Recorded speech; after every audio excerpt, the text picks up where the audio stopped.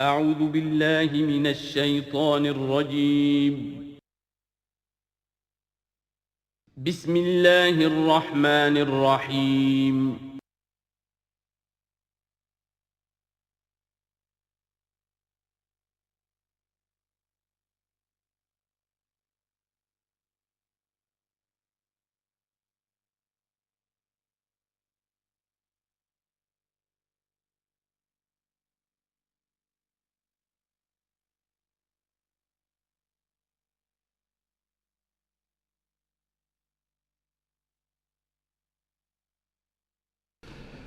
نحمده ونصلي على رسوله الكريم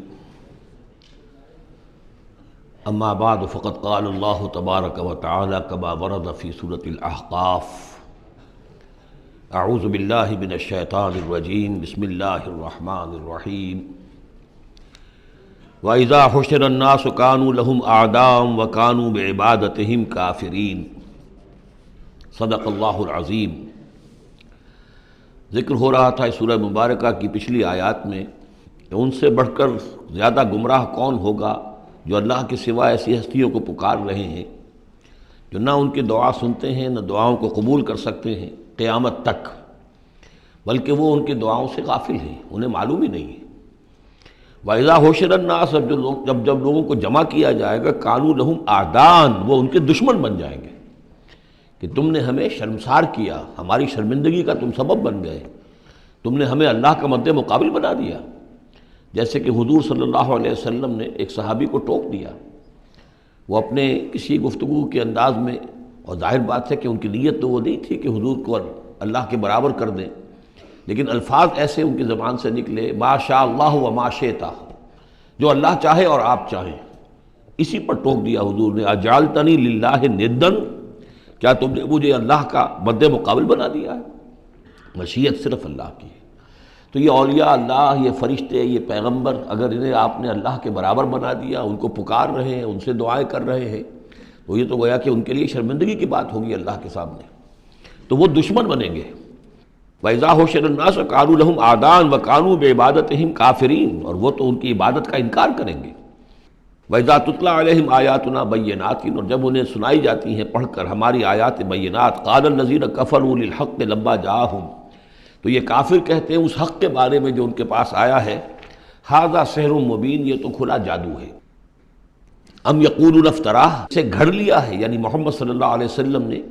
یہ قرآن خود تصنیف کیا ہے۔ قُلْ إِنِ افْتَرَيْتُهُ فَلَا تَمْلِكُونَ لِي مِنَ اللَّهِ شَيْئًا، اے نبی ان سے کہہ دیجئے کہ اگر میں نے یہ گھڑ کر اللہ کی طرف منسوب کیا ہوتا تو تم مجھے اللہ کے پکڑ سے کچھ بھی نہیں بچا سکتے۔ یہ مضمون آئے گا آخری پارے میں، لو تقول علینا بعض الاقاویل، بلکہ 29ویں پارے میں، لأخذناہ بالیمین ثم لقطعنا منہ الوتین،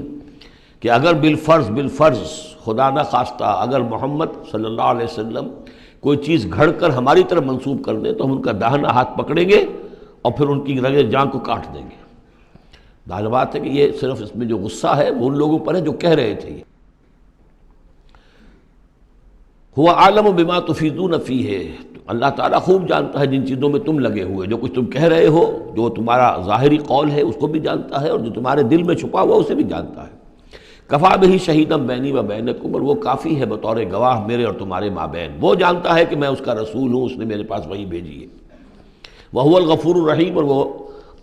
بخشنے والا ہے، رحم فرمانے والا۔ قل ما کنت بدعا من الرسل، اے نبی ان سے یہ بھی کہیے کہ میں کوئی نیا نویلا رسول تو نہیں ہوں، کوئی پہلا رسول تو نہیں ہوں میں کہ مجھ سے پہلے کوئی رسول آئے نہ ہوں۔ بہت سے رسول آئے ہیں، ہاں میں آخری رسول ضرور ہوں، لیکن میں کوئی نیا سا رسول تو نہیں ہوں کہ کوئی ایک نئی بات ہو بالکل۔ بدعت، اسی سے وہ بدعت کا لفظ بنا ہے ہمارے ہاں، جو چیز دین میں نہیں ہے اور لا کر اس کو آغاز کر دیا جائے تو در حقیقت وہ بدعت ہے۔ تو ما کنت بدعا من الرسول، جیسے کہ ہم سورہ آل عمران میں پڑھ آئے ہیں، وما محمد الا رسول قد خلت من قبلہ الرسل۔ اسی طریقہ سے عیسیٰ ابن مریم کے بارے میں آیا ہے علیہ الصلوۃ والسلام کہ عیسیٰ ابن مریم کیا ہے؟ رسول، اور ان سے پہلے بہت سے رسول گزرے ہیں۔ قل ما کنت بدعا من الرسل وما ادری ما یفعل بی ولا بکم، اور مجھے کچھ معلوم نہیں ہے کہ کیا کیا جائے گا میرے ساتھ اور کیا کیا جائے گا تمہارے ساتھ۔ یعنی اس سے مراد یہ نہ سمجھیے کہ حضور کو یہ معلوم نہیں تھا کہ آخرت میں میرے ساتھ کیا کیا جائے گا، وللآخرۃ خیر وابقیٰ، حضور کے لیے تو یقیناً آخرت جو ہے بہت بہتر ہے۔ لیکن یہ کہ ابھی کیا ہونے والا ہے، کل کیا ہونے والا ہے۔ ظاہر بات ہے کہ طائف آپ گئے تھے تو بڑی امیدیں لے کر گئے تھے نا، لیکن یہ کہ وہاں جا کر جو صورتحال ہوئی گویا کہ وہ حضور کی توقعات کے بالکل خلاف تھی۔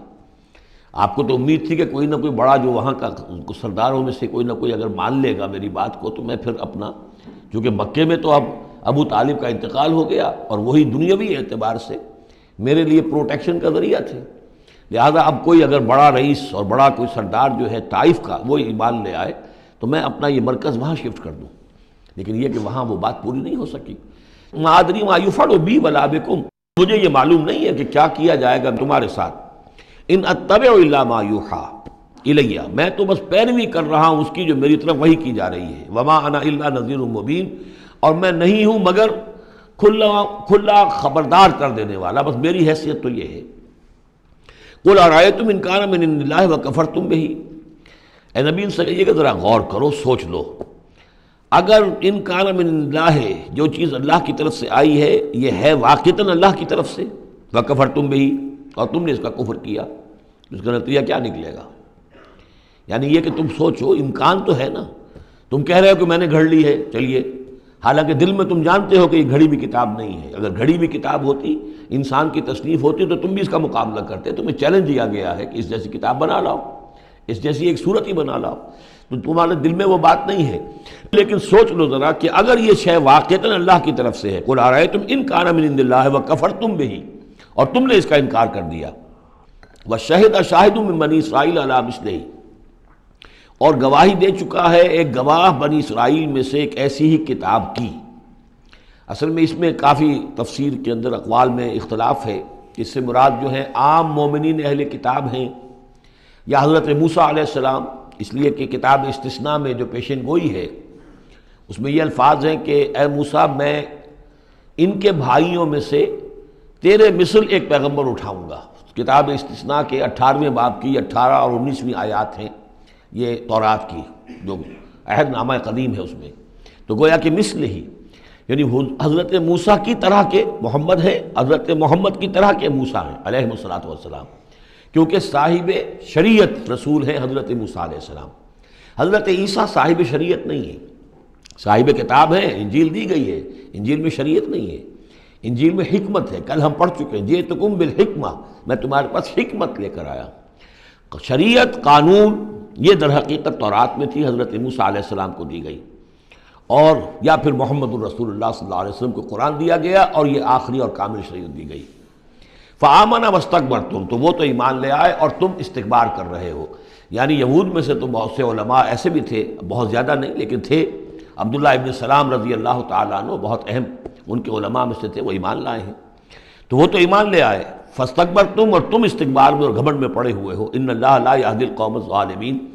اللہ ظالموں کو ہدایت نہیں دیتا۔ وقال الذین کفروا للذین آمنوا لو کان خیرا ما سبقونا الیہ، اور کہا ان لوگوں نے جنہوں نے کفر کی روش اختیار کی ان لوگوں کے بارے میں جو ایمان لائے، کیونکہ ان میں سے زیادہ تر جو حضور کے آس پاس ہوتے تھے، اس لیے کہ بہرحال ان میں بڑے بڑے لوگ بھی تھے جو ایمان لائے تھے حضور پر، حضرت عثمان ابن عفان بھی تھے، بڑے گھرانے کے فرد تھے، عبد الرحمن ابن عوف بھی تھے، وہ بھی کوئی غرباء اور فقراء میں سے تو نہیں تھے، طلحہ اور زبیر بھی تھے تو وہ بھی بڑے اونچے خاندانوں سے تھے، لیکن یہ کہ عام طور پر حضور کے آس پاس جو ہوتے تھے یہ لوگ اپنے اپنے کاموں کے اندر بھی مصروف ہوتے تھے، لیکن جو غرباء تھے وہ حضور کے ارد گرد زیادہ موجود رہتے تھے، اور یہ بات بار بار آ چکی ہے حضرت نوح کے بیان میں بھی اور پھر حضور کے بارے میں بھی کہ اے محمد تمہارے گرد تو ہم بیٹھے ہوتے ہیں ہمارے کمی کاری لوگ، بڑے گھٹیا لوگ، ہمارے پست طبقات کے لوگ جو ہیں، کوئی غلام ہے ہمارا، کوئی اور یہاں پہ محنت مزدوری کرنے والا ہے، تو ہمارے شایان شان نہیں ہے کہ ہم آپ کے پاس آ کر بیٹھیں، یعنی ذرا ان کو اپنے سے دور کرو، جس پر کہ اللہ تعالیٰ نے کئی مرتبہ یہ فرمایا کہ اے نبی آپ ان کی بات پر نہ جائیے، اور کہیں ان اہل ایمان کو کہ جو صبح و شام اللہ کو پکارتے ہیں اور اللہ کی رضا جوئی میں لگے ہوئے ہیں، ان کو کہیں آپ اپنے سے دور نہ کر دیں، اگر ایسا آپ کریں گے تو یہ ظلم ہو جائے گا۔ لیکن بہرحال ان کا کہنا یہ تھا کہ اگر یہ لوگ جو ہیں اگر واقعتاً یہ خیر ہوتا، لو کانا خیرن ما سبقونا، اگر یہ واقعتاً خیر ہوتا قرآن اور یہ دین، تو یہ لوگ جو ہیں یہ اس پر سبقت نہ کرتے ہم سے، بڑے ہم ہیں، سمجھدار ہم ہیں، دانشور ہم ہیں، ایلیٹ آف دی سوسائٹی ہم ہیں، تو ہم نے تو پیش قدمی کی نہیں ہے، لیکن یہ لوگ پیش قدمی کر رہے ہیں، تو اس کا مطلب ہے کہ یہ بات بھی گھٹیا ہی ہے جو تم پیش کر رہے ہو، جس کو گھٹیا قسم کے لوگ قبول کر رہے ہیں۔ یہ طنز ہے اس میں چھپا ہوا۔ وقال الذين كفروا للذين آمنوا لو كان خيرا ما سبقونا وإذ لم يهتدوا به فسيقولون هذا إفك قديم، اور جب یہ اس قرآن کے ذریعے سے ہدایت نہیں پا رہے تو کہتے ہیں کہ یہ تو گھڑی ہوئی چیز ہے، افک ہے، پرانی شے ہے۔ ومن قبلہ کتاب موسیٰ اماما و رحمہ، حالانکہ اس سے پہلے موسیٰ کی کتاب موجود تھی اور اب بھی ہے، اماما و رحمہ، وہ بھی رہنمائی کرنے والی ہے اور رحمت ہے۔ وہذا کتاب مصدق لسانا عربیا، اور یہ کتاب نازل ہوئی ہے اس کی تصدیق کرتے ہوئے، یعنی تصدیق دونوں معنی میں، ایک تو کہ قرآن تصدیق کرتا ہے کہ تورات اللہ کی کتاب تھی، اللہ کی کتاب ہے، اگرچہ اس میں تحریف کر دی گئی ہے لیکن بہرحال اللہ کی کتاب تھی۔ انا انزلنا التوراۃ فیہا ھدی و نور، ہم نے تورات نازل کی تھی، اس میں ہدایت بھی تھی، نور بھی تھا۔ پھر انجیل کے بارے میں فیہ ھدی و نور، قرآن دونوں کی تصدیق کرتا ہے۔ دوسری یہ کہ تورات میں اور انجیل میں جو پیشین گوئیاں تھیں ان کا مصداق بن کر قرآن آیا ہے، تو قرآن مصدق ہے، لساناً عربیًا، اور بڑی ہی عمدہ فصیح اور بلیغ عربی زبان میں ہے، لینذر الذین، تاکہ خبردار کر دیں ان لوگوں کو ظلموا، جنہوں نے کہ کفر کی روش اختیار کی، خبردار کر دینے کی ذمہ داری ہے، اور اسی لیے یہ جو آسان زبان میں ہم نے اس کو اتارا ہے تاکہ ہر شخص تک یہ بات پہنچ جائے۔ وَبُشْرَىٰ لِلْمُحْسِنِينَ، اور جو ایمان اور اسلام اور احسان کی روش اختیار کریں ان کے لیے یہ بشارت بن جائے۔ ان الذین قالوا ربنا اللہ ثم استقاموا فلا خوف علیہم ولا هم يحزنون، یقیناً وہ لوگ، یہ وہی الفاظ آ گئے جو سورہ حامیم سجدہ میں آئے تھے، جنہوں نے کہا ہمارا رب اللہ ہے پھر اس پر جم گئے۔ اور میں نے عرض کیا تھا، وہ پھر دوبارہ عرض کر رہا ہوں کہ استقامت میں قیامت مضمر ہے، جنہوں نے کہا ہمارا رب اللہ ہے پھر اس پر جم گئے، یعنی پھر راضی برضائے رب رہنا، اسی پر توکل کرنا، اسی کی رضا جوئی کو اپنی زندگی کا مقصد بنانا، پھر اس کی اطاعت کرنا، اس کے احکام کی پابندی کرنا، اور اس کے جملہ جو بھی اس نے ذمہ داریاں عائد کی ہیں ان کو پورا کرنے کے لیے تن من دھن لگا دینا، یہ سب استقامت میں شامل ہے۔ استقامت کے معنی کیا ہے؟ جیسے کہ میں نے آپ کو بتایا تھا کہ حضور سے ایک صاحب نے یہ پوچھا، بلکہ کہا، فرمائش کی کہ مجھے تو کوئی ایک بات ایسی بتا دیجئے جس سے میں پلے باندھ لوں، میں زیادہ لمبی چوڑی باتیں نہیں سمجھ سکتا۔ حضور نے فرمایا، قل آمنت باللہ ثم استقم، کہو کہ میں ایمان لایا اللہ پر پھر جم جاؤ، ٹھک جائے تمہارا دل اس کے اوپر کہ واقعتاً پالن ہار وہی ہے، پروردگار وہی ہے، حاجت روا وہی ہے، مشکل کشا وہی ہے، اور وہ ہماری دعاؤں کا سننے والا وہی ہے۔ پھر یہ کہ اسی کے لیے انسان ہمتاً اپنے آپ کو وقف کر دے، ان صلاتی و نسکی و محیایا و مماتی للہ رب العالمین۔ ان الذین قالوا ربنا اللہ ثم استقاموا فلا خوف علیہم ولا هم يحزنون، یہ استقامت والے جو ہیں یہ تو اولیاء اللہ ہو گئے نا۔ پھر جیسے کہ ہم نے سورہ یونس میں پڑھا تھا، الا ان اولیاء اللہ لا خوف علیہم ولا هم يحزنون الذین آمنوا وكانوا يتقون، جو ایمان لائے اور اس پر مستقیم ہو گئے، قائم ہو گئے، جازم ہو گئے، اور وہی تو اللہ کے ولی ہیں، وہی اللہ کے دوست ہیں، ان کے لیے نہ کوئی خوف ہے نہ وہ کسی حزن سے دوچار ہوں گے۔ اولئک اصحاب الجنت خالدین فیہا، وہ جنت والے لوگ ہیں، اس میں رہیں گے ہمیشہ ہمیش، جزاء بما كانوا يعملون، اور یہ جزا ہوگا ان کے اعمال کا۔ یہ بات کئی دفعہ میں نے واضح کی ہے کہ بندے کو یہ سمجھنا چاہیے، اور یہی بندے کہیں گے جنت میں داخل ہونے کے بعد بھی کہیں گے اللہ کے نیک بندے، کہ ہماری یہ طاقت نہیں تھی، صلاحیت نہیں تھی کہ ہم اپنے بل پر اور اپنے اعمال کے بل پر یہاں جنت میں داخل ہو سکتے، یہ اللہ کا فضل ہے۔ الحمدللہ الذی ہدانا لہذا وما کنا لنہتدی لولا ان ہدانا اللہ، کل شکر اس اللہ کا جس نے ہمیں یہاں داخل کیا اور ہمیں پہنچا دیا یہاں تک ہماری رہنمائی فرما دی، اور ہم ہرگز ہدایت نہ پا سکتے اگر اللہ ہی ہمیں ہدایت نہ دیتا۔ لیکن اللہ تعالیٰ بار بار کہتا ہے کہ ٹھیک ہے، لیکن یہ کہ تمہارے اعمال تھے، تم نے بھی محنت کی تھی، تم نے فیصلہ کیا تھا، اما شاکرم و اما کفورا، جو ہم نے تمہیں اختیار دے دیا تھا، تم نے ہمارے شکر گزار بندے بن کر زندگی گزارنے کا فیصلہ کیا، ہم نے قدر افزائی فرمائی، ہم نے تمہیں توفیق دی، ہم نے تمہارے راستے کی رکاوٹوں کو جو ہے آسان کر دیا، لیکن یہ کہ بہرحال تمہارا عمل اس میں شامل ہے۔ جزام بما کانوا یعملون، یہ در حقیقت بدلہ ہوگا ان کے اعمال کا۔ ووصینا الانسان بوالدیہ، تاکید کی انسان کو اس کے والدین کے بارے میں احسانہ، کہ اس کے ساتھ احسان کی روش، نیک سلوک، خدمت، اور اس میں بھی خاص طور پر والدہ کا معاملہ جو ہے یہ سورہ بنی اسرائیل میں بھی ہے اور یہاں بھی ہے۔ وہاں بھی آیا تھا ووصینا الانسان بوالدیہ حملتہ امہ وہنا علی وہن وفصالہ فی عامین، تو والدین میں جو ہے والدہ کا حق فائق ہے والد کے حق پر، ویسے دونوں کے ساتھ اس نے سلوک ہو، دونوں کا ادب ہو، وَإِمَّا يَبْلُغَنَّ عِندَكَ الْكِبَرَ أَحَدُهُمَا أَوْ كِلَاهُمَا فَلَا تَقُل لَّهُمَا أُفٍّ وَلَا تَنْهَرْهُمَا وَقُل لَّهُمَا قَوْلًا كَرِيمًا، یہ ہم پڑھ چکے ہیں۔ لیکن یہاں بھی اور وہاں بھی خاص طور پر والدہ کا، اس لیے کہ مشقت جو ہے پیدائش میں ساری کی ساری مشقت جو ہے ماں کی ہے، باپ کا کیا حصہ ہے؟ وہ تو ایک کوئی اس کی لذت کا لمحہ ہوتا ہے، وہ اس کے اندر اس نے وہ بوند ٹپکائی اور فارغ۔ اب وہ ساری مصیبت کون جھیل رہی ہے؟ وہ عورت جھیل رہی ہے، ماں جھیل رہی ہے۔ سارا پریگننسی کا دور جو ہے، اس میں ابتدائی دور جو ہے، اس میں اسے جی متلا رہا ہے، الٹیاں آ رہی ہیں، چیزوں سے نفرت ہو رہی ہے۔ پھر جب بوجھل ہو گئی ہے، جسم بوجھل ہو گیا ہے، بوجھ اٹھائے ہوئے ہے، پھر وضع حمل کی مشقتیں ہیں، وہ درد ذہ ہے، پھر اس کو دودھ پلانا ہے 2 سال تک، اس کے جو اس کو گند ہے اس کو صاف کرنا ہے، پوتڑے دھونے ہیں، یہ سارے کام کون کر رہا ہے؟ ماں کر رہی ہے۔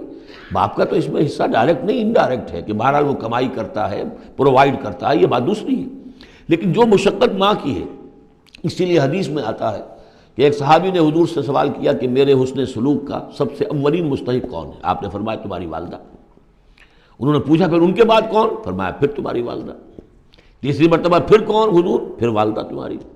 چوتھی مرتبہ جب اس نے پوچھا ان کے بعد کون، تو آپ نے فرمایا تمہارے والد۔ یعنی والدہ کا حق جو ہے وہ والد کے حق پر، یہ ہے اخلاقی حق۔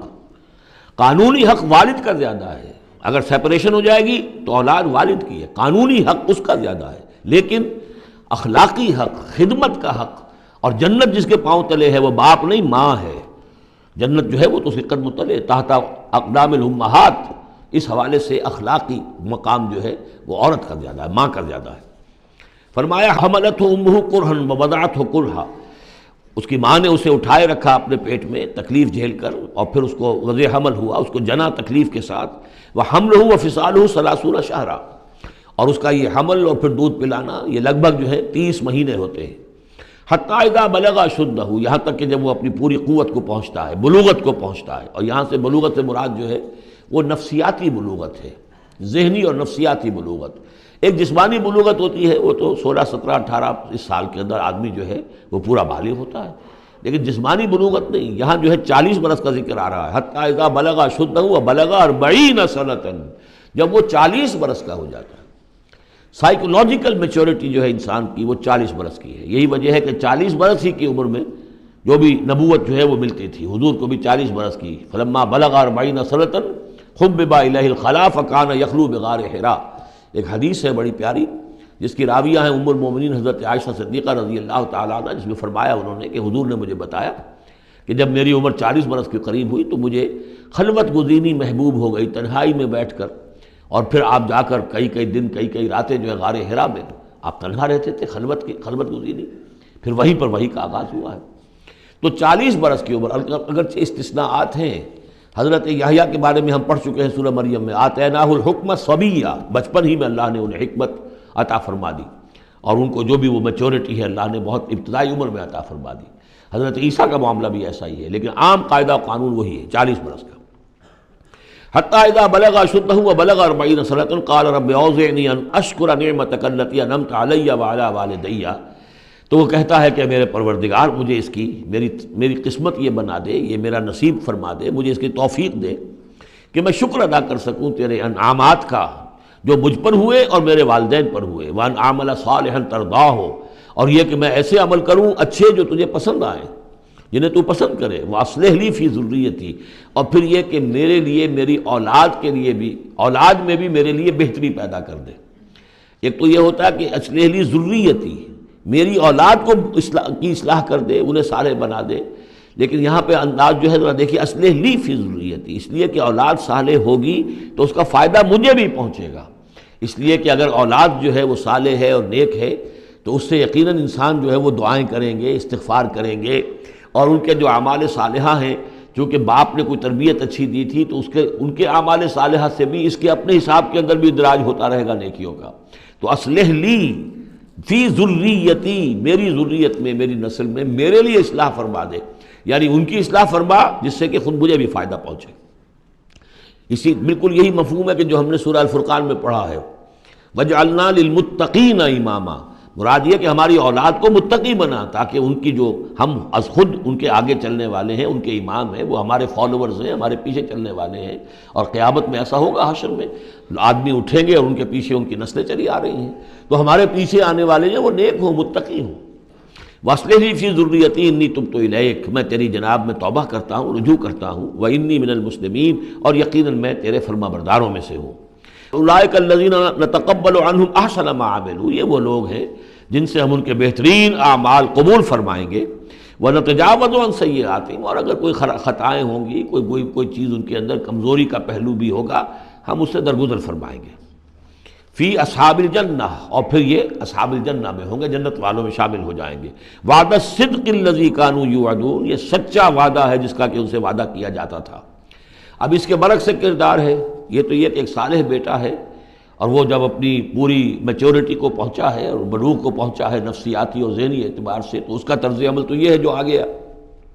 رب اوزعنی ان اشکر نعمتک التی انعمت علی وعلی والدی وان اعمل صالحا ترضاہ واصلح لی فی ذریتی۔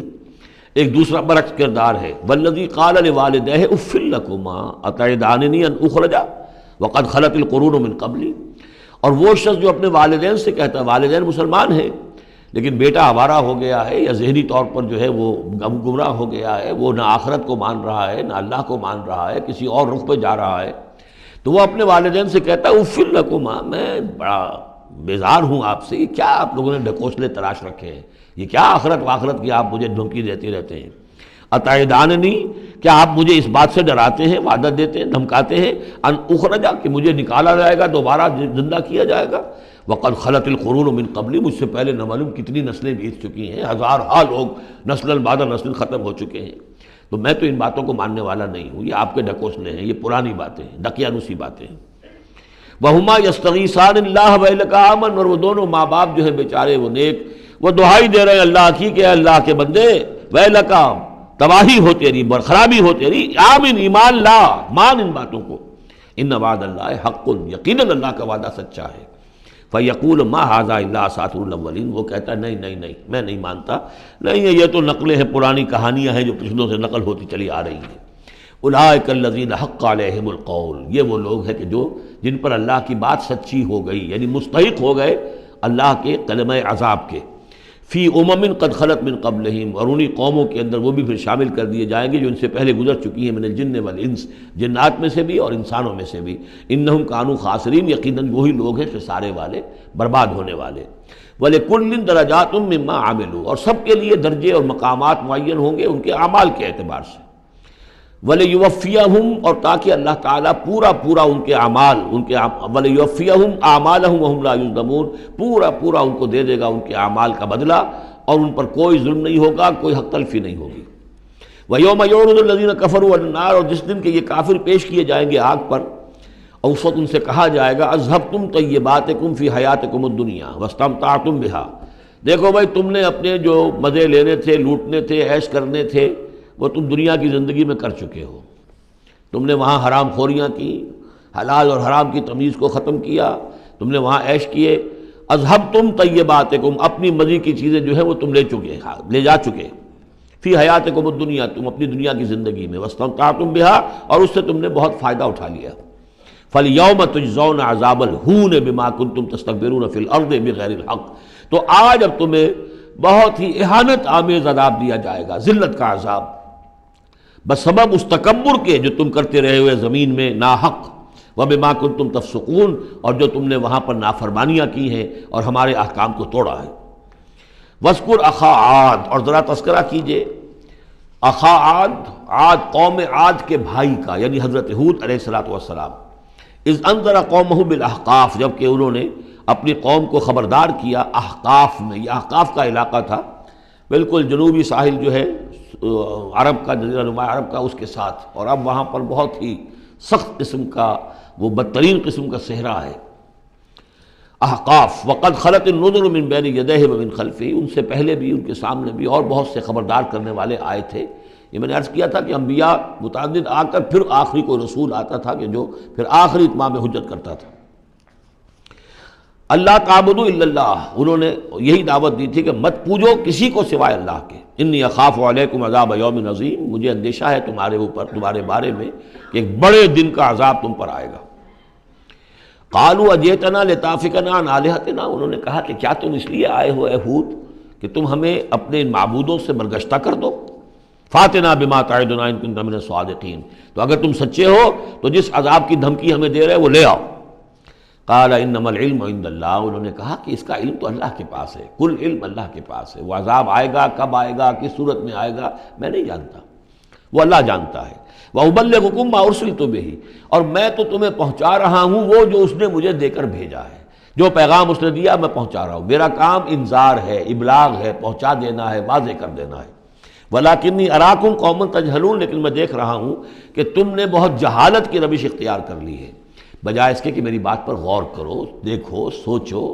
دل میں اترے تو اسے قبول کرو، تم نے تو گویا کہ ادھار کھائے بیٹھے ہو اس کی نفی پر اور اس کو نہ ماننے پر، تو تم جہالت پر اتر آئے ہو۔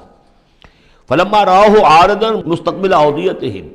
تو عذاب الہی جب آیا، اس کے آثار جب آئے تو وہ ایک ایسی صورت میں تھے کہ جو ہے کہ بادل آ رہے ہیں، تو جب دیکھا انہوں نے اس کو یعنی عذاب کو، رآہ ہو یہ وہ عذاب کے لیے ضمیر ہے، عارضاً کہ اس کو ہم نے ایک ابر کی صورت میں بھیجا، مستقبل اودیتہم جو ان کی وادیوں کی طرف چلا آ رہا تھا، سامنے آ رہا تھا۔ قالوا هذا عارض ممطرنا، ان کو یہ تو بادل آ گئے، ابر ہے، اب بارش ہوگی، جل تھل ہو جائیں گے، مطر آ رہی ہے۔ بل هو ما استعجلتم به، نہیں یہ تو وہ شے جس کی تم نے جلدی مچائی تھی کہ لے آؤ عذاب اگر لا سکتے ہو۔ ریح فیہا عذاب علیم، وہ ایک جھکڑ تھا جس کے بارے میں آئے گا سورۃ الحاقہ میں کہ سخر علیہم سبع لیال و ثمانیۃ ایام، 7 رات اور 8 دن مسلسل وہ جھکڑ چلا ہے۔ ریح فیہا عذاب علیم، وہ جھکڑ ہے جس میں بہت بڑا عذاب ہے۔ تدمر کل شیء بامر ربھا، وہ ہر شے کو اپنے رب کے حکم سے اٹھا کر پٹکتی تھی، وہ ہوا جو ہے اٹھاتی تھی اور پٹکتی تھی۔ تدمر، جیسے کسی درخت کی جڑ سے اکھاڑا جائے پھر پھینک دیا جائے، اور وہ چونکہ تھے بھی بڑے طویل القامت لوگ تو بڑے بڑے ستونوں کی طرح پھر پڑے تھے، کاجاد النخل خاویہ، جیسے کہ وہ کھجوروں کے تنے پڑے ہوئے ہوں زمین کے اوپر۔ تدبر کل شیء بامر ربھا فاصبحوا لا یری الا مساکنہم، پھر وہ ایسے ہو گئے کہ اب کچھ نظر نہیں آ رہا تھا سوائے ان کے مسکنوں کے، ان کے گھر نظر آ رہے ہیں، ان کی حویلیاں، ان کی بلڈنگیں، لیکن وہاں اس میں بسنے والا اب کوئی نظر نہیں آ رہا۔ کذالک نجزی القوم المجرمین، اسی طرح ہم بدلہ دیا کرتے ہیں مجرموں کی قوم کو۔ وَلَقَدْ مَكَّنَّاهُمْ فِي مَا إِن مَّكَّنَّاكُمْ فِيهِ، اب یہاں قریش سے، مکے والوں سے خطاب ہو رہا ہے، ان کو ہم نے جو تمکن عطا کیا تھا زمین میں، جو مال و اسباب دیا تھا، جو طاقت دی تھی، فیما ان مکناکم فیہ، اس میں اتنا تمکن تمہیں ہم نے نہیں دیا، اتنی طاقت تمہارے پاس نہیں ہے۔ ان کی تہذیب، جیسا کہ میں عرض کر چکا ہوں، وہ شداد کا جو شہر تھا، اب اس کے جو ہیں باقیات وہ نظر آ چکے ہیں سیٹلائٹس کے ذریعے سے کہ زمین کے نیچے جو ہے بہت گہرے وہ موجود ہیں، جو ان کے اوپر عذاب آیا اور اس کے اوپر، لیکن وہ دبے ہوئے موجود ہیں۔ اس کے بڑے بڑے جو ہیں ستون جو بنائے تھے انہوں نے، غالباً 30 بڑے بڑے ان کی فصیل کے ساتھ جو ہے پلرز ہیں جن کو گن لیا گیا ہے، اب وہ موجود ہیں۔ یہ ساری نشانیاں اب ایک ایک کر کے ظاہر ہوں گی۔ وَلَقَدْ مَكَّنَّاهُمْ فِي مَا إِن مَّكَّنَّاكُمْ فِيهِ، ہم نے وہ چیزیں انہیں دی تھی کہ جو اے قریش تمہیں نہیں دی، ہم نے ان کو، تمہیں وہ تمکن نہیں دیا۔ وَجَعَلْنَا لَهُمْ سَمْعًا وَأَبْصَارًا وَأَفْئِدَةً، ہم نے ان کے لیے بھی، ہم نے انہیں سماعت کان بھی دیے تھے، وَأَبْصَارًا آنکھیں بھی دی تھیں، افئدہ بھی دیے تھے، دل اور عقل بھی دی تھی۔ فَمَا أَغْنَىٰ عَنْهُمْ سَمْعُهُمْ وَلَا أَبْصَارُهُمْ وَلَا أَفْئِدَتُهُمْ مِنْ شَيْءٍ، تو کچھ کام نہیں آئے ان کے، نہ تو ان کی سماعت، ان کی بصارت، نہ ان کے دل یا عقلیں، میں کسی شے میں انہیں نہیں بچا سکے۔ اذ کانوا یجحدون بآیات اللہ، جبکہ وہ انکار کرتے رہے اللہ کی آیات کا۔ وحاق بہم ما کانوا بہ یستہزئون، اور ان کو گھیر لیا اور ان پر الٹ پڑی وہی چیزیں جن کا کہ وہ مذاق اڑایا کرتے تھے۔ وَلَقَدْ أَهْلَكْنَا مَا حَوْلَكُم مِّنَ الْقُرَىٰ، اور ہم نے تو ہلاک کیا ہے بہت سی بستیوں کو جو تمہارے ہی ارد گرد آباد تھیں۔ میں وہ نقشہ بنا کے بھی آپ کو دکھا چکا ہوں کہ یہ تمام جو احقاف، یہ گویا کہ مکے کے جنوب مشرق میں تھے، سمود کا علاقہ جو ہے مکے کے شمال میں تھا، اسی شمال کے رخ پر جو ہے پھر وہ مدین کا علاقہ، اور پھر یہ کہ ادھر ڈیڈ سی کے ساتھ ساحل پر، اس کے بھی اب حال ہی میں خبر آئی ہے کہ اس کے بھی جو کھنڈرات وغیرہ ہیں وہ بحیرہ مردار، اس کے اندر پانی کے نیچے وہ موجود ہیں، ابھی ان کی تلاش ہو گئی ہے، وہ معلوم ہو گئے ہیں، انکشاف ہو گیا ہے۔ تو فرمایا وَلَقَدْ أَهْلَكْنَا مَا حَوْلَكُم مِّنَ الْقُرَىٰ، ہم نے بہت سی بستیوں کو، شہروں کو ہلاک کیا جو تمہارے ارد گرد ہی تھی. وَصَرَّفْنَا الْآيَاتِ لَعَلَّهُمْ يَرْجِعُونَ، اور اسی طرح ہم نے پھیر پھیر کر ان کو یہ آیات اپنی سنائی ہے تاکہ وہ رجوع کریں، پلٹیں، لوٹیں. فَلَوْلَا نَصَرَهُمُ الَّذِينَ اتَّخَذُوا مِن دُونِ اللَّهِ قُرْبَانًا آلِهَةً، تو کیوں نہ مدد کی ان ہستیوں نے جنہیں انہوں نے اللہ کے سوا سمجھا تھا کہ یہ معبود ہیں جو اللہ کی طرف اللہ سے ہمیں قریب کر دیں گے، ہمیں تقرب اللہ کا ہمارا ضرورت ہمیں جو ہے وہ درجے حاصل کر دیں گے، اس کا ذریعہ بن جائیں گے. بل ضلوا عنہم، جب وہ عذاب کا وقت آیا وہ سب گم ہو گئے، ہوا ہو گئے، خواب تھا جو کچھ کو دیکھا، جو سنا افسانہ تھا. وذالک افکہم، یہ تو اصل میں ان کی من گھڑت باتیں تھیں، ان میں حقیقت کو تھی ہی نہیں. وما کانوا یفترون، اور جو کچھ بھی افطرا وہ کر رہے تھے وہ تھا. وَإِذْ صَرَفْنَا، اب وہ واقعہ آ رہا ہے جس کا میں نے آج شروع میں تذکرہ کیا تھا. اور حضور صلی اللہ علیہ وسلم، اور یہ واقعہ جو ہے جب کہ حضور گئے تھے طائف، اور طائف سے جب واپس آ رہے تھے تو آپ نے نخلہ، ایک مقام ہے وادی نخلہ، اس میں چند دن قیام کیا مکے جانے سے پہلے. اور چونکہ دل گرفتہ تو بہت تھی جب آپ طائف سے واپس آئے ہیں، طائف میں جو کچھ بیتی تھی وہ آپ کو معلوم ہے. بہرحال وہاں آپ فجر کے وقت ایک روز نماز فجر کی پڑھ رہے تھے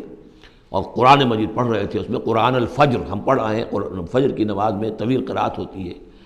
تو ایک امام، ایک مقتدی. امام تھے حضور صلی اللہ علیہ وسلم، مقتدی تھے حضرت زید بن حارثہ، آپ کے منہ بولے بیٹے، آپ کے آزاد شدہ غلام. اس وقت یہ ہے کہ وہاں سے گزر ہوا کچھ جنوں کی ایک جماعت کا، اور وہ ٹھہر گئے، ٹھٹک کر کھڑے ہوئے، اور وہ سنتے رہے. قرآن حضور پڑھ رہے ہیں، وہ سن رہے ہیں. تو اس پر وہ ایمان لائے، اور پھر جا کر اپنی قوم میں انہوں نے فوراً تبلیغ شروع کر دی. تو یہ بات ہمارے لیے بڑی عبرت کی بات ہے کہ جنات کی ایک جماعت نے ایک ہی دفعہ قرآن سنا، ایمان بھی لے آئے اور فوراً مبلغ بن گئے اس کے. لیکن ہم جو ہے سنتے ہیں اور ایک کان سے سن کر دوسرے کان سے نکال دیتے ہیں، ہماری زندگیوں میں کوئی تبدیلی نہیں آتی. تو بڑا قابل غور ہے یہ مقام قرآن مجید کا. وَإِذْ صَرَفْنَا إِلَيْكَ نَفَرًا مِنَ الْجِنِّ، اور جب کہ ہم نے آپ کی طرف متوجہ کر دیا اے نبی جنوں کی ایک جماعت کو، یستمعون القرآن، کہ وہ قرآن سننے لگے. فلما حضروہ، جب وہاں وہ پہنچے، قالوا انصتوا، انہوں نے کہا چپ ہو جاؤ، خاموش رہو، سنو، توجہ سے سنو. اب دیکھیے جو بات قرآن مجید میں آئی ہے وَإِذَا قُرِئَ الْقُرْآنُ فَاسْتَمِعُوا لَهُ وَأَنصِتُوا، معلوم ہوتا ہے کہ یہ وہ ان جنات میں سے تھے کہ جو طبعاً نیک تھے، شریف تھے، اس اعتبار سے ان کے اندر وہ جو مادہ تھا وہ موجود تھا. بلکہ آگے چل کر معلوم ہوگا کہ وہ حضرت موسیٰ علیہ السلام کے ماننے والے تھے، ان پر گویا کہ وہ اہل کتاب جنات تھے. تو انہوں نے جب سنا تو بڑی توجہ کے ساتھ جو ہے وہ سننے لگے اور کہا خاموش ہو جاؤ، سنو توجہ سے. فلما قضیا، تو جب وہ آپ کی قرات ختم ہو گئی، وَلَّوْا إِلَىٰ قَوْمِهِمْ مُنذِرِينَ، تو فوراً اپنی قوم کی طرف پلٹے انہیں خبردار کرنے کے لیے. اور کیا کہا انہوں نے؟ قالوا یا قومنا انا سمعنا کتابا انزل من بعد موسیٰ، معلوم ہوا موسیٰ کے ماننے والے تھے. اے ہماری قوم کے لوگوں، ہم نے کتاب سنی ہے جو نازل ہوئی ہے اب موسیٰ کے بعد. کتاب جو نازل ہوئی ہے موسیٰ کے بعد وہ قرآن ہی ہے. اگرچہ ہم مانن کہہ دیتے ہیں عرفاً، وہ انجیل کو بھی کتاب، لیکن کتاب کا لفظ میں نے بارہا آپ کو بتایا ہے کہ شریعت کے لیے آتا ہے. کتاب قوانین کے لیے آتا ہے. کتب علیکم کتب علیکم کتب علیکم، نماز بھی ہے کتابم موقوتا، عدت کے لیے آیا حتیٰ یبلغ الکتاب اجلہ، تو شریعت کے احکام کے لیے جو ہے وہ اصل میں یہ لفظ خاص ہے.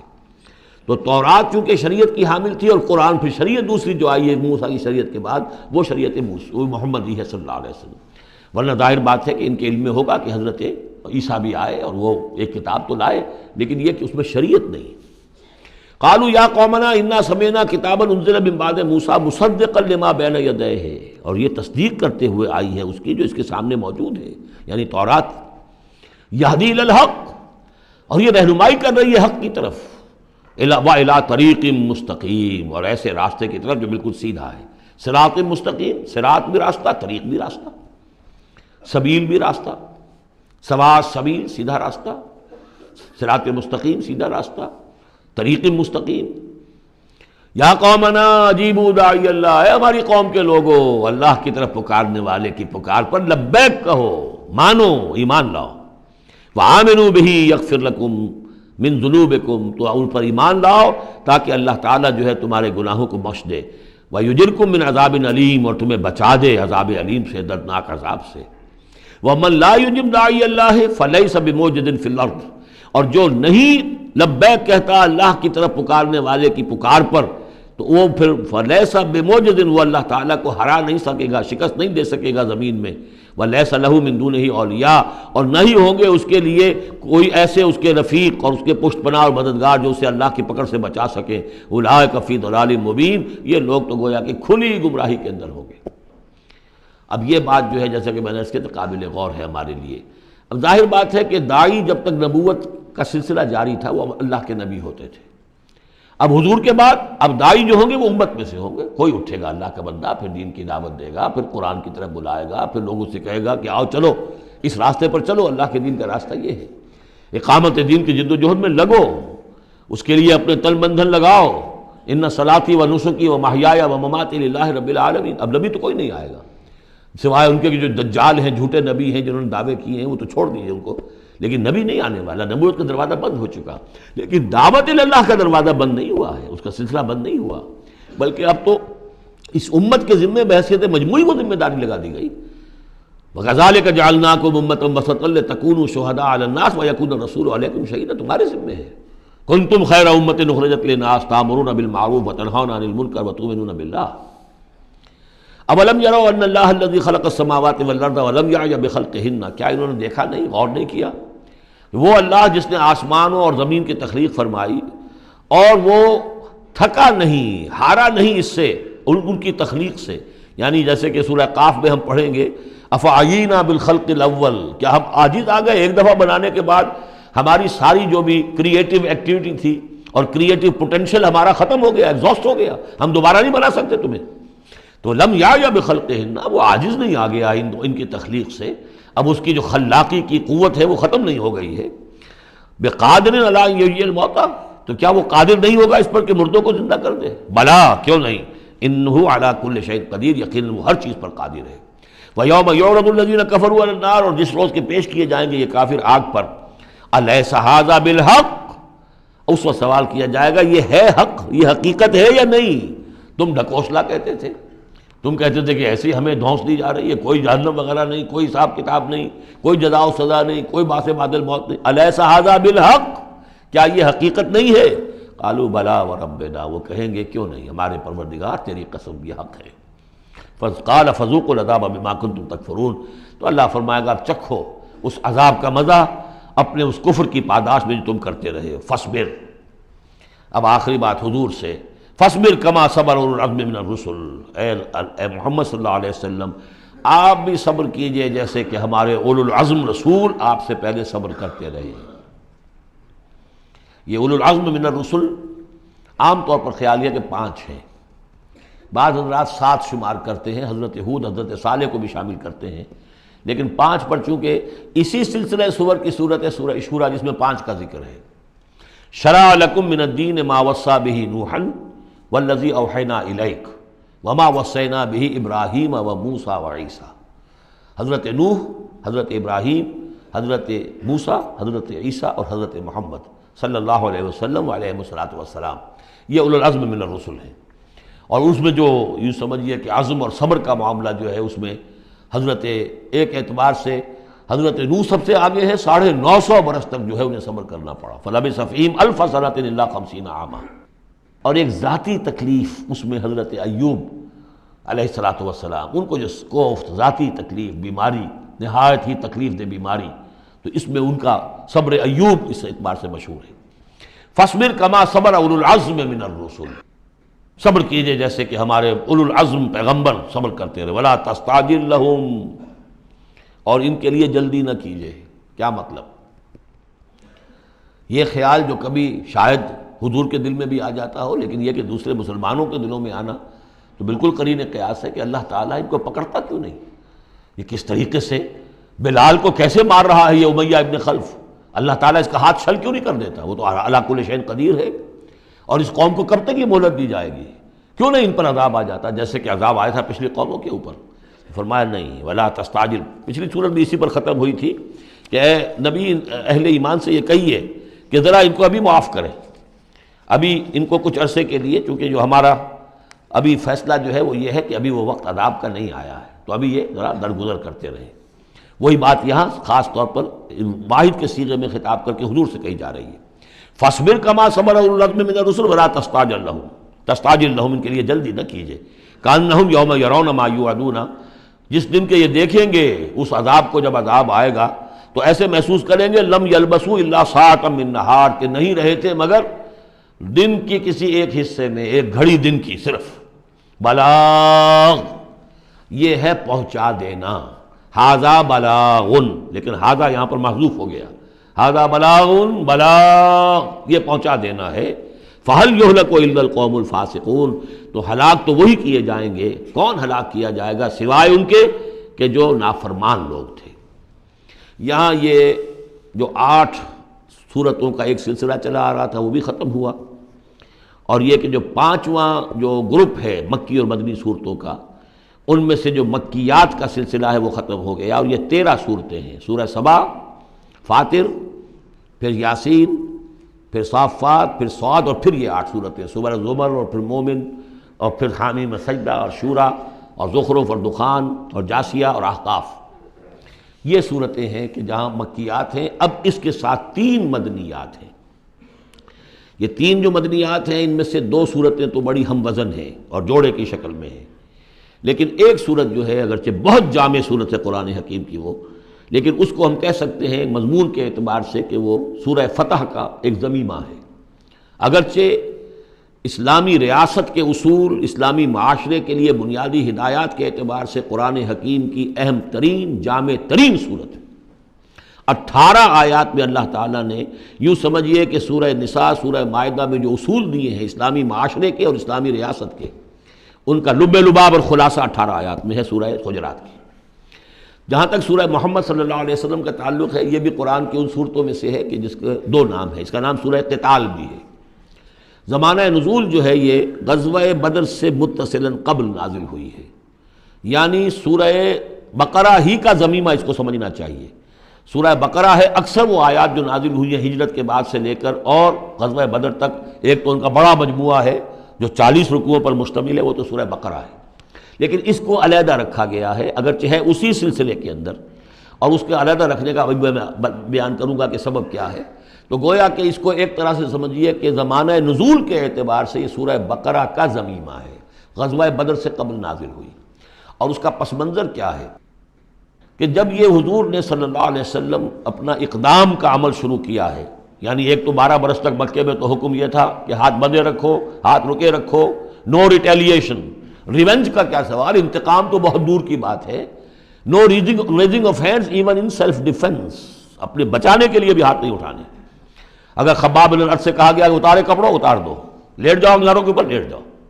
حضرت یاسر کو اور حضرت سمیہ کو اور حضرت عمار کو جو کچھ بھی ایذائیں دے رہا تھا ابو جہل، کسی مسلمان کو اجازت نہیں تھی کہ جا کر اس کا ہاتھ پکڑے، نہیں۔ یہ مرحلہ تھا پیسو ریزسٹنس کا کہ جو تکلیف آئے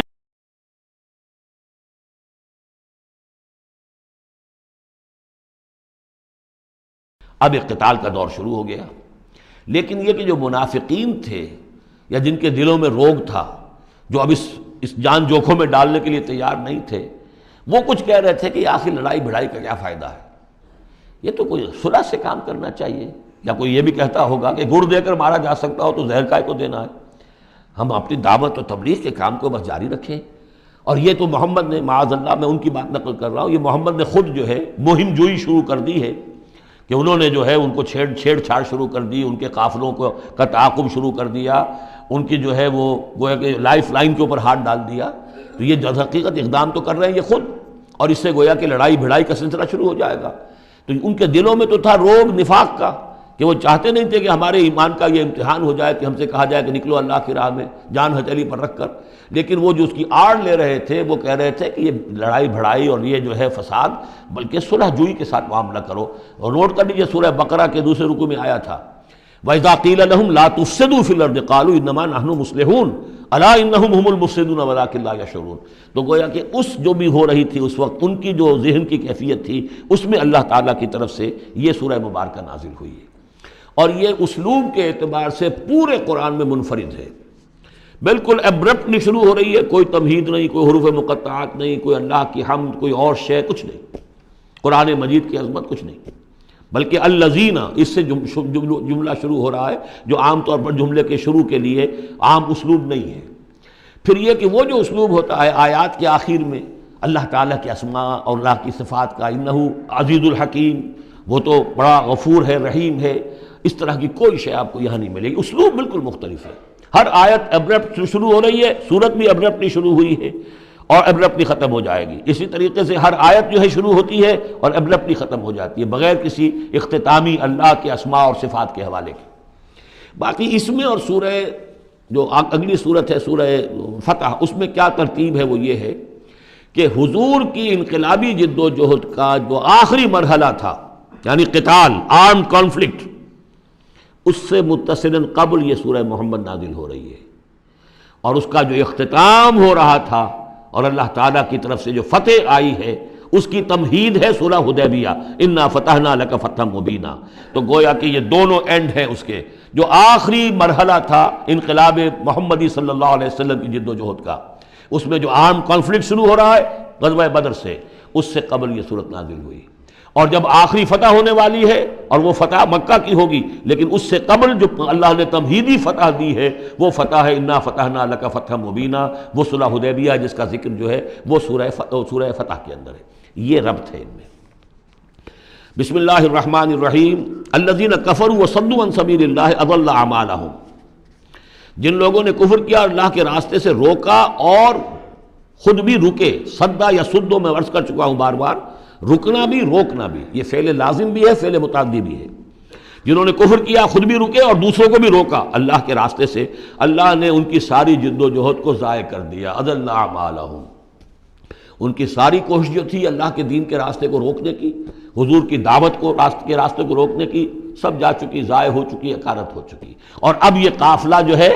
دعوت محمدی کا صلی اللہ علیہ وسلم اور انقلاب نبوی کا، یہ اپنے منزل کی طرف بڑھے گا، وہ آخری درجے میں اب شامل ہونے والا ہے۔ والذین آمنوا وعملوا الصالحات وآمنوا بما نزل علی محمد وهو الحق من ربهم کفر عنہم سیئاتہم واصلح بالہم۔ اور اس کے برعکس جو لوگ ایمان لائے، جنہوں نے نیک عمل کیے اور جو ایمان لائے اس شے پر جو نازل کی گئی ہے محمد پر صلی اللہ علیہ وسلم، وهو الحق، اور وہ حق ہے، من ربهم، ان کے رب کی طرف سے، کفر عنہم سیئاتہم، اللہ نے دور کر دیے، معاف کر دیے ان سے ان کی خطائیں، ان کی غلطیاں،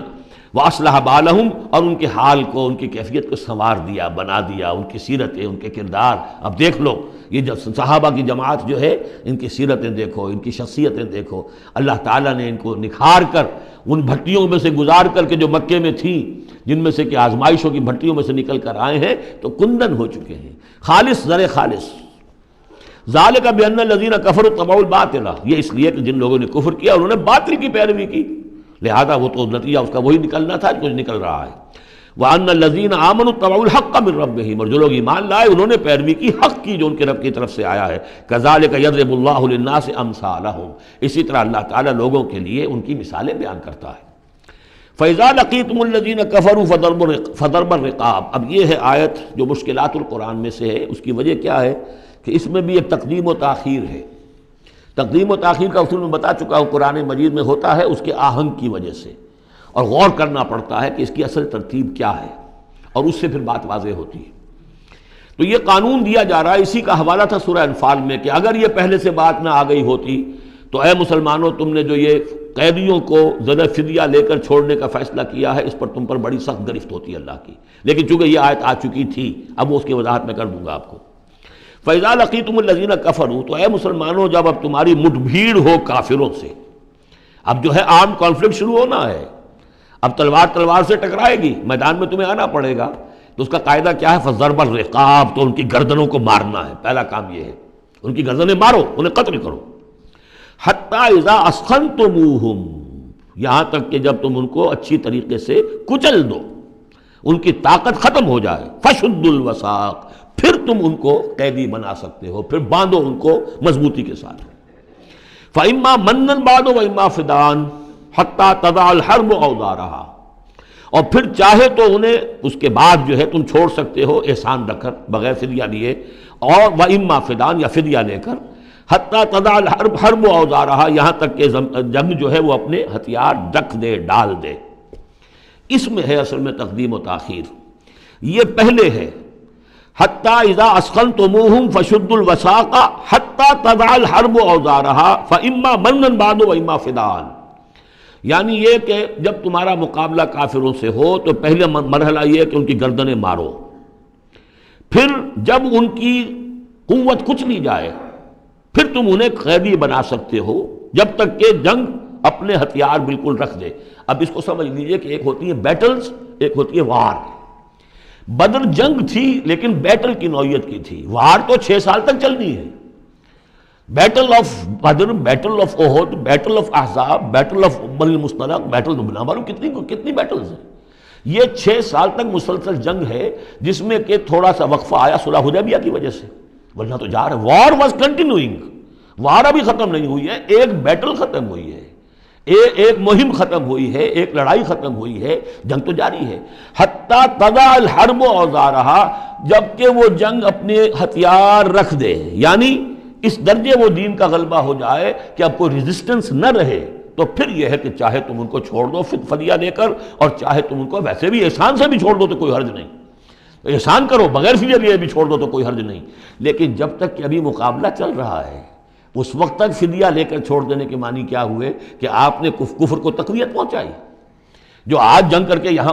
کرنے کے لیے آئے تھے ان میں سے 70 مارے گئے، اچھا وہ تو کفر کا ایک بازو تو ٹوٹ گیا، لیکن یہ 70 جو تمہاری قید میں آئے تھے اس کو تم نے فدیہ لے کر چھوڑ دیا تو یہ بازو دوبارہ جا کر تم پر حملے کے لیے تیار ہو جائے گا کہ نہیں؟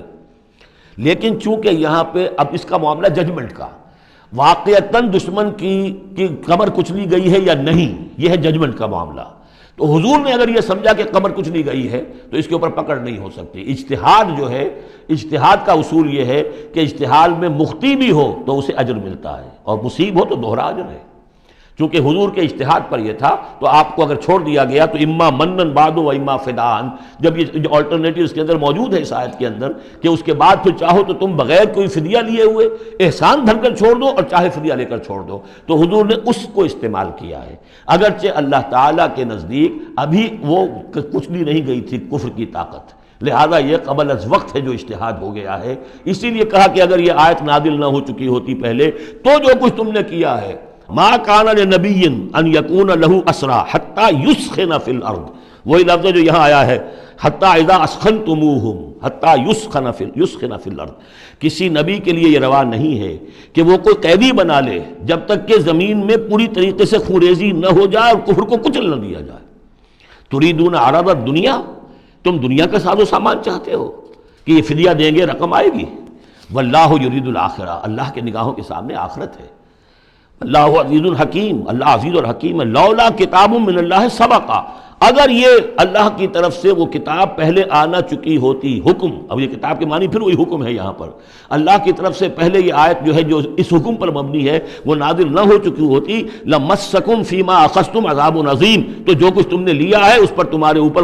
بڑی سخت گرفت ہوتی ہے اللہ کی طرف سے، لیکن چونکہ وہ تھی فَكُلُوا مِمَّا غَنِمْتُمْ حَلَالًا طَيِّبًا، تو جو بھی اب تمہیں غنیمت ملی ہے اسے کھاؤ حلال، اس کو حلال اور طیب سمجھتے۔ یہ ہے اس آیت کا مطلب، جب تمہارا مقابلہ ہو دشمنوں سے تو گردنیں مارنا ہے پہلا کام، پھر جب پوری طرح کچل لو، طاقت کچھ نہیں گئی کفر کی، تو پھر قیدی بھی بناؤ۔ فَشُدُّ الْوَثَاقَ حَتَّى تَضَعَ الْحَرْبُ أَوْزَارَهَا، جب جنگ بالکل ختم ہو جائے اور گویا کہ وہ ہتھیار ڈال دیے جنگ نے، ڈگ ڈال دیے، اب کوئی طاقت نہیں رہی کفر میں، پھر تم چاہو تو ان کو فدیہ لے کر چھوڑ دو، چاہو تو بغیر فدیہ کے بھی چھوڑ دو، کوئی بات نہیں، اب کوئی خطرہ نہیں، اس لیے کہ انقلاب آ چکا اور مستحکم ہو چکا، اب ان کے کیے کچھ نہیں ہوگا۔ حتیٰ تضع الحرب اوزارها ذلک ولو یشاء اللہ لانتصر منہم، اللہ چاہتا تو خود ہی ان سے بدلہ لے لیتا، ان کفار سے انتقام لے لیتا، ولکن لیبلو بعضکم ببعض، اللہ تعالیٰ چاہتا تو اس 1000 کے لشکر کو آنے واحد میں ختم کر دیتا، لیکن اللہ نے تمہیں موقع دیا، تمہاری آزمائش کی، تمہارے صبر کا امتحان لیا، لیکن اللہ تعالیٰ امتحان لیتا ہے، جانچتا ہے بعض کو بعض کے ذریعے سے، وہ 1000 کے لشکر کے ذریعے سے ان 313 کے استقامت کی، ایمان اور استقامت جو ہے اس کی آزمائش ہو گئی۔ والذین قتلوا فی سبیل اللہ فلن یضل اعمالہم، اور جو لوگ اللہ کی راہ میں قتل ہو گئے تو اللہ تعالیٰ ان کے اعمال کو ضائع کرنے والا نہیں ہے، ان کے سارے اعمال کا بھرپور اجر انہیں مل جائے گا۔ سیہدیہم ویصلح بالہم، اللہ تعالیٰ ان کو راہ دے گا، پہنچا دے گا، جنت تک پہنچا دے گا، اور ان کے جو معاملہ ہوگا وہاں پہ ان کے احوال بہت اعلیٰ ہوں گے، بہت عمدہ ہوں گے۔ وَيُدْخِلُهُمُ الْجَنَّةَ عَرَّفَهَا لَهُمْ، اور داخل کرے گا انہیں اس باغات میں جو پہلے ہی انہیں پہچنوا دی ہے، بتا دیا ہے کہ اس جنت میں کیا کچھ ہوگا، وہ تو ہم بتا چکے ہیں قرآن کے اندر، اس جنت میں داخل کرے گا۔ یا ایھا الذین آمنوا ان تنصروا اللہ ینصرکم ویثبت اقدامکم، اہل ایمان اگر تم اللہ کی مدد کرو گے تو اللہ تمہاری مدد کرے گا اور تمہارے قدموں کو جما دے گا۔ یہ بہت اہم قانون ہے اللہ کا، تم اللہ کی مدد کرو گے تو اللہ مدد کرے گا۔ تم اللہ کے دشمنوں سے پینگیں بڑھاؤ، دوستیاں کرو، ان کی وفاداریوں کے دم بھرو، انہیں اپنا سرپرست سمجھو، انہیں اپنا حمایتی اور مددگار سمجھو، اور ساتھ ہی دعا کرو تو دعائے قنوت نازلہ چاہے سال بھر کرتے رہو گے، اللہ نہیں سنے گا تمہاری دعا۔ ڈھاکہ گیا، مشرقی پاکستان گیا، بدترین شکست آ گئی، قنوت نازلہ مکے میں بھی اور مدینے میں بھی پڑھے جا رہے تھے اور پورے پاکستان میں پڑھے جا رہے تھے، اللہ نے نہیں سنی۔ تمہاری دوستیاں کس سے؟ اللہ سے تو ہے نہیں، اللہ کے خلاف تو اعلان جنگ ہے، تمہاری ساری معیشت سود پر چل رہی ہے، تم نے اللہ کے باغیوں کو دوست بنایا ہوا، انہیں اپنا سرپرست سمجھتے ہو، انہی کی مدد پر تمہارا جو ہے سارا سہارا بھروسہ ہے۔ آ رہا تھا کوئی جہاز چل کر امریکہ کا، وہ تو نہیں آیا، تو اللہ کیوں سنے گا تمہاری بات؟ ان تنصروا اللہ ینصرکم ویثبت اقدامکم، اگر تم اللہ کی مدد کرو گے، تم اس کے اگر مخلص ہو، فرما بردار ہو، اس کے دین کا جھنڈا لے کر کھڑے ہو گئے ہو، تن من دھن اس کے لیے لگانے کو تیار ہو، اللہ مدد کرے گا اور تمہارے قدم جما دے گا۔ والذین کفروا فتعسا لهم، اور وہ لوگ جنہوں نے کفر کیا ہے ان کے لیے تو پھر ہے ان کو گویا کہ رد کر دینا، راندہ درگاہ کر دیے جائیں گے، وہ کھائیں ٹھوکریں۔ وعد اللہ اعمالہم، اللہ نے ان کے تمام اعمال کو، جد و جہد کو، کوششوں کو بالکل گمراہ کر دیا، یعنی ختم ہو گئی وہ، اور ان کا حاصل کچھ نہ ہوا۔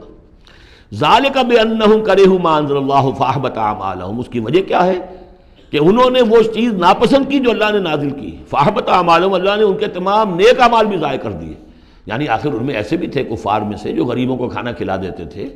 جو حاجیوں کی خدمت کرتے تھے اور سمجھتے تھے بڑی نیکی کا کام ہم کر رہے ہیں، یہ سورہ توبہ میں ہم پڑھ آئے ہیں، اجعلتم سقایۃ الحاج وعمارۃ المسجد الحرام، ان چیزوں کو تم نے بہت بڑی نیکیاں سمجھ رکھا ہے، لیکن یہ کہ اگر تم نے اللہ کے نازل کیے ہوئے قرآن کو ناپسند کیا ہے تو اللہ نے تمہاری ساری اعمال جو ہے حبط کر دیے۔